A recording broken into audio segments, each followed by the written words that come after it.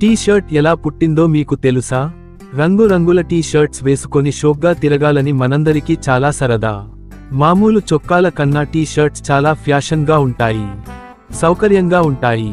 మరి ఇవి ఎలా తయారయ్యాయి? టీ షర్ట్ గురించి తెలుసుకోవాలంటే మొదటి ప్రపంచ యుద్ధకాలానికి వెళ్ళాలి. అప్పట్లో యూరోపియన్లు టీ షర్ట్స్ వంటి లోదుస్తులను ధరించి యుద్ధం చేస్తుంటే అమెరికన్లు మాత్రం దళసరి యూనిఫామ్లు ధరించి యుద్ధం చేసేవారు. కానీ యూరోపియన్లు హాయిగా ఉంటే అమెరికన్లు చెమటలు కక్కుతూ ఉండేవారు.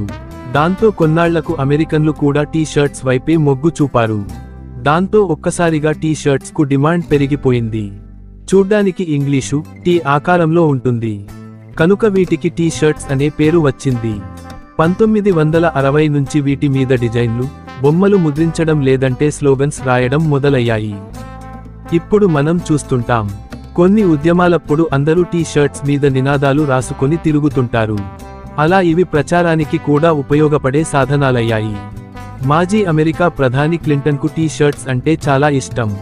అయితే ఆయన ధరించే అత్యుత్తమ నాణ్యత కలిగిన టీ షర్ట్స్ ఎక్కడ తయారవుతాయో తెలుసా? మన హైదరాబాద్లో. ఇప్పుడు తెలిసిందా రోజు మనం వేసుకునే టీ షర్ట్స్ ఎలా వెలుగులోకి వచ్చాయో? మాజీ అమెరికా ప్రధాని క్లింటన్కు నచ్చే టీ షర్ట్స్ మన హైదరాబాద్ నుంచి తయారవుతున్నాయంటే మనకెంతో గర్వకారణం కదా. ఎవరైనా అడిగితే మనం తక్కున చెప్పవచ్చు.